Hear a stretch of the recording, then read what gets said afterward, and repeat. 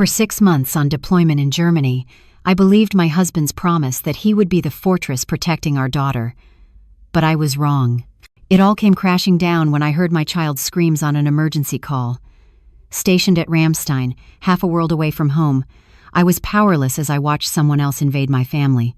The enemy wasn't far away. He was sleeping in my bed, and his mistress dared to touch my daughter. They had crossed a mother's final line. I once trusted a man's promise, and the price was my daughter's safety. Could an intelligence officer remain silent when her own home had become a battlefield? I knew the answer the moment I heard that woman's threatening whisper to my child. From that point on, my marriage was no longer a matter of the heart, it became an operation. And in this operation, I would not lose. My name is Ava Miller, Captain, Air Force Cyber Intelligence. Nearly 2 decades in uniform taught me one thing: control is everything. On the battlefield, one misstep can get your whole team killed. But in our small house at the foot of Cheyenne Mountain in Colorado Springs, I was simply a wife, and more importantly, Lily's mom. That morning, the air in the house was thick, different from any other day. My combat uniform lay crisply pressed on the bed, next to a neatly packed duffel bag. This deployment was for 6 months at Ramstein, Germany. Long enough to miss my daughter's 9th birthday and her first ski season. The airport was a blur of noise, but in my arms, the world shrank to just 2 people. Lily clung to my neck, burying her tear-streaked face in my shoulder. She didn't say a word, just quiet, racking sobs that tightened my chest. "Daddy will take good care of you, won't he, Lily?" Ryan, my husband, knelt beside us, his voice warm and reassuring. He gently pried her hands from my neck and pulled us both into a hug. "I promise, I'll be the strongest home front so your mom can focus on her mission. I'm so proud of her." I looked into Ryan's eyes and saw my own reflection in uniform, and a promise I believed to be true. I kissed my daughter's forehead, inhaling the familiar scent of her hair, then handed her to Ryan. "Take care of her. You can count on me. Just worry about your job. Don't worry about anything at home," he said with a smile. I turned and walked away, not daring to look back. The boarding call echoed like an order, and as a soldier, I always follow orders. The first 3 months went smoothly enough. The nightly video calls were my lifeline, a cure for the homesickness. But then, things started to change, not suddenly, but slowly, like a hairline crack spreading across a wall. The calls became less frequent. Ryan started making excuses. "I have a late meeting with a partner in Denver. This new project is killing me. I pass out as soon as I get home." I didn't doubt him. His job was demanding. But the way he avoided the camera's gaze, the way Lily grew quieter, her eyes often darting off screen. An intelligence officer's intuition told me something was wrong. My suspicion became more than a gut feeling when I checked our joint credit card statement. A charge from a fancy French restaurant in Denver on a night Ryan said he had a working dinner. A few days later, another charge from a high-end jewelry boutique.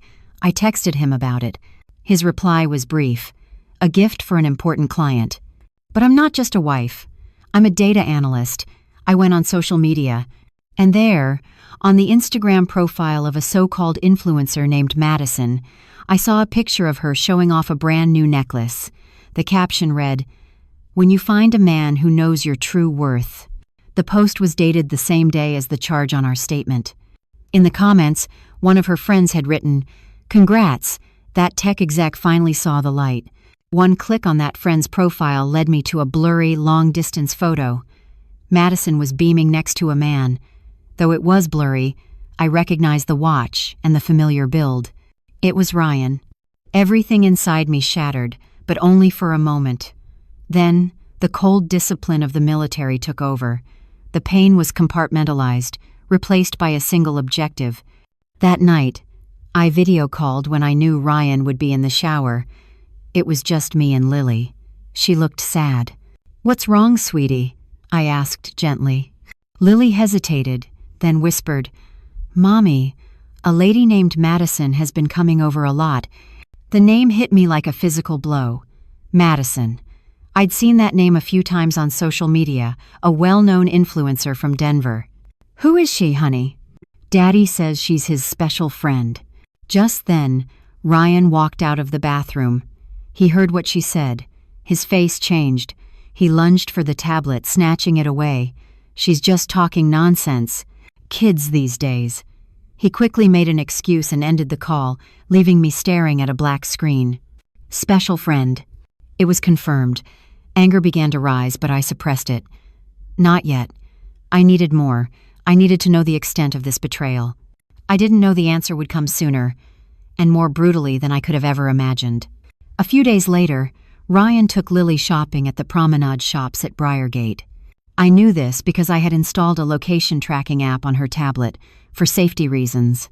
About an hour later, I was in my office at Ramstein when my watch buzzed with an emergency call from Lily. My heart sank. She had never pressed that button unless she was truly terrified. I rushed out of a briefing, my heart pounding. I pressed the watch to my ear. The audio was distorted, but I could still hear it, my daughter's muffled sobs. And a strange woman's voice, sickly sweet. "I don't need a toy from you." Lily's voice was shaky but firm. "My mommy will buy me one when she gets back." "Oh, your mommy?" The woman's voice turned mocking. "Your mommy is off playing soldier somewhere, leaving you and your dad all alone. I'm the one here for him now, so you better be nice." Then I heard a sharp cry of pain from Lily, followed by a choked sob. "Shut up," the woman hissed. "What are you crying for? If your dad hears, you'll be in trouble with me." The call cut out. The silence that followed was more terrifying than any scream. I stood frozen in the hallway of a military base in Germany. The blood in my veins ran hot. The rage of a soldier, and above all, of a mother, erupted. They hadn't just betrayed me. They had touched my daughter. The game was over. Now, the war would begin. I walked back into the briefing room, my face a mask of ice, and made the first decision in my new plan. After that horrifying call, I didn't fly back to the States. Rage burned like a furnace inside me, but I knew the first one to lose control loses the war. An intelligence officer never moves without a complete picture of the battlefield. Acting on impulse would only give Ryan the chance to deny everything and destroy the evidence. I needed to be methodical. That evening, I video-called home as usual. My face on the screen was calm, showing only a trace of fatigue I blamed on work. "Did you and Lily have fun shopping?" I asked casually. "It was fine," Ryan replied, his eyes darting away. "We were only out for a little while." He sat on the couch, playing the part of the dutiful husband so smoothly. He talked about his work, about meetings, without a single flaw in his story. I looked at him through the screen and saw a familiar emptiness in his eyes. I looked at Lily, sitting silently beside him, the long sleeve of her shirt pulled down over her arm. She forced a smile, but her eyes kept shifting, glancing at her father before looking away. I could see the fear in every blink.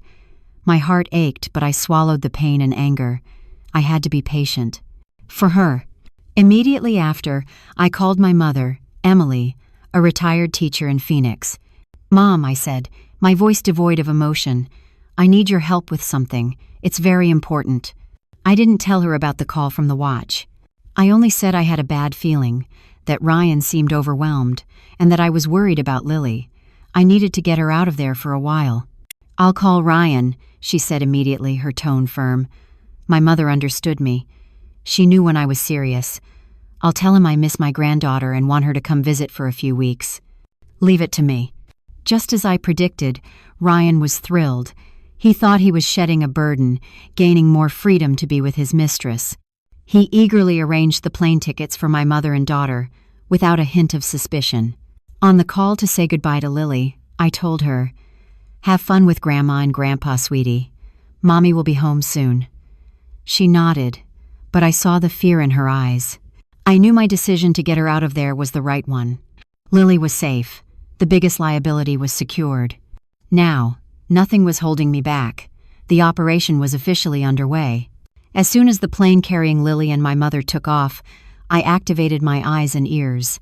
I contacted a top-tier private investigation firm in Colorado Springs, one I had already researched, discreet, professional, and most importantly, they didn't ask unnecessary questions. "I need your best team. I want surveillance on 2 subjects, effective immediately," I told the director over a secure line, Ryan Miller and a woman named Madison. I want all visual and video evidence of them cohabitating in my home. I especially want financial proof. Money is not an object. I need an ironclad case, no loopholes, and irrefutable in court. Over the next few weeks, my encrypted inbox received regular updates on the life I had built. Each email was another twist of the knife. I reviewed them not with tears, but with a growing, icy resolve. The first photos confirmed Madison had moved in completely. She was pictured on my porch, accepting a package addressed to my home, looking as if she owned the place. Another photo, taken through a window, showed her sitting in the armchair where Lily and I used to read, wearing my bathrobe. The sight didn't make me jealous, it made me sick. My territory had been invaded. Then came the videos. Them, intimate in the backyard garden where Lily and I had planted roses together. Ryan's hand on her waist in the exact spot where he used to push our daughter on the swing. I watched them shopping at Cherry Creek, laughing as Ryan swiped our joint credit card for her luxury purchases. Every laugh was a mockery of my sacrifice. But the cruelest blow was in the cold, hard numbers of the financial report. A large sum had vanished from Lily's college savings fund. That fund was her future, a promise I had worked tirelessly to build. The PI report confirmed its destination, a down payment on a new sports car. Ryan had stolen from his own daughter's future to buy a toy for his mistress. When I read that, the pain was gone. All that remained was an empty void and a steely determination. The final background check on Madison was merely a confirmation of what I had already deduced. Ryan wasn't the first. He was just another link in a chain of wealthy married men she had bled dry. He thought he was the predator, but he was just another foolish prey.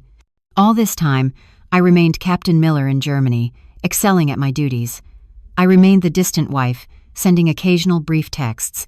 My calm, my distance, became the perfect cover, allowing Ryan and Madison to sink deeper into their complacency and arrogance. Finally, with 1 week left in my deployment, the dossier was thick and meticulously organized. Everything was ready. I booked my flight home, but not directly to Colorado Springs. I flew to Phoenix first. I needed to hold my daughter before stepping into the final battle. When I saw Lily again, she was back to her happy, bubbly self.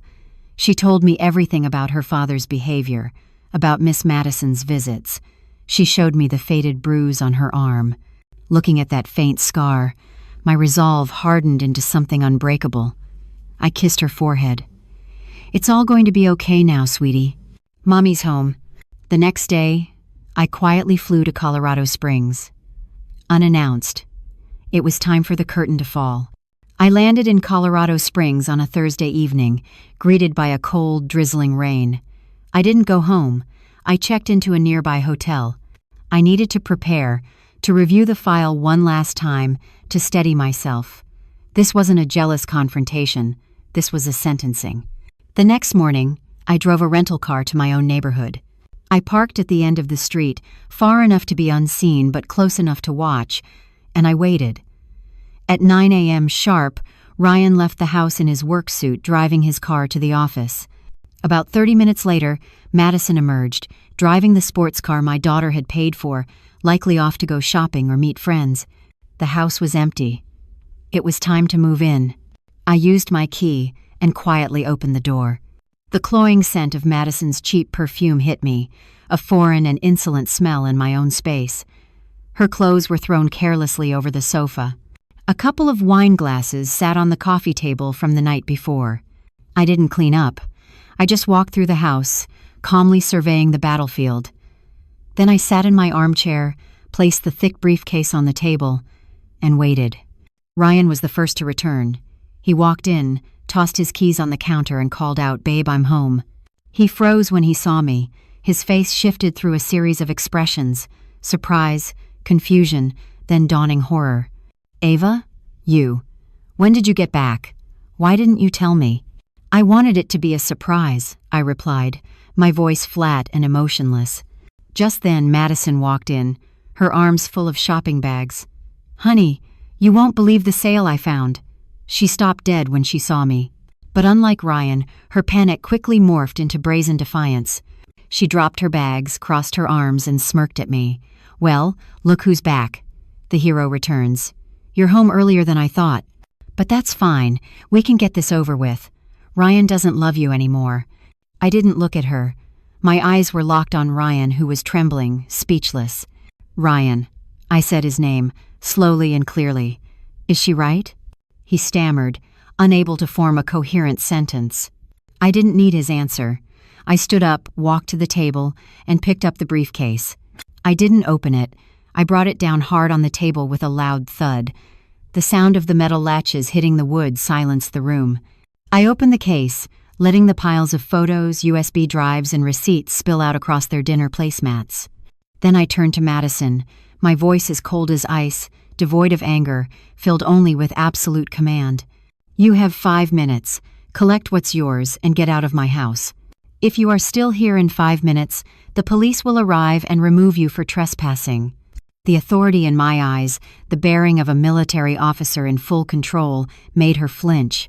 She glanced at Ryan for support, but all he could do was shake his head helplessly. Realizing she was on her own, Madison ground her teeth, stormed into the bedroom to grab her purse and a few items, and stormed out, shooting me a look of pure hatred on her way out the door. The door slammed shut. Now it was just me and Ryan. "Sit down," I ordered. Ryan collapsed onto the sofa like a prisoner awaiting his fate.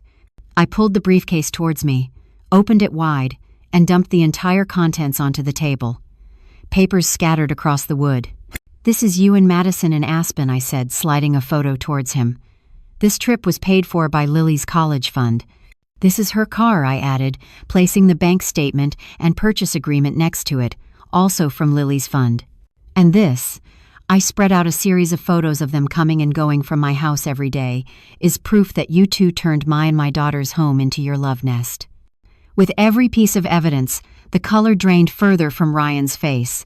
Finally, with the full truth laid out on the table, he broke. He slid off the sofa and onto his knees on the floor, sobbing. "Ava, I'm sorry. I was wrong. She bewitched me. Please, please give me a chance.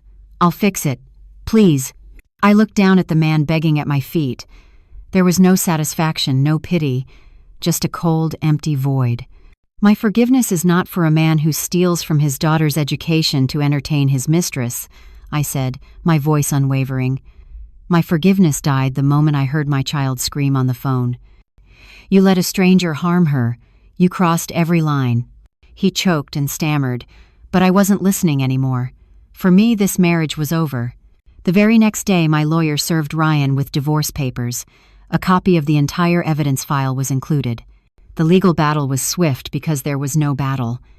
Faced with irrefutable proof, Ryan didn't dare fight back. My lawyer's argument was sharp, focusing on infidelity, misappropriation of assets, and especially the emotional abuse his mistress inflicted on our daughter. Lily's professionally recorded testimony about the incident at the mall was the final nail in the coffin. The court's ruling was decisive. I was granted full custody. All joint assets, including the house, were awarded to me due to Ryan's financial misconduct and gross breach of trust. He walked away with nothing but the debt from the car he'd bought Madison and an internal investigation at his company. I didn't have to lift a finger. An anonymous copy of his financial records was all it took. A few weeks later, Ryan was facing a lawsuit for embezzlement from his own employer. A traitor often digs his own grave with his own hands. I simply gave him a final push. A few days later, I went to Phoenix to bring Lily home. As we entered the house, she hesitated. I knelt down and hugged her. "From now on, it's just you and me. This is our fortress again, my little soldier." Together, we purged the house. We repainted walls, bought new bedding, and donated everything Ryan had left behind. The house slowly shed its bad memories, and Lily's laughter began to fill the rooms again. My career continued to advance. After successfully completing my deployment in Germany, I was recommended for a promotion to a new position with greater responsibility. I had proven that a woman, a soldier, could stand tall against any storm. A few months later, on a bright Sunday morning, Lily and I were replanting the rose garden in our backyard. The house was filled with sunlight and laughter. My phone rang, a call from my unit, informing me of a new, challenging but glorious mission. I looked at my daughter, happily playing in the dirt, then up at the clear Colorado sky. I smiled. I knew that no matter where I went, no matter what enemy I faced, I would always win, because I knew what I was fighting for. I was fighting for my fortress, for the little soldier waiting for me at home, and for the dignity I had fought to reclaim.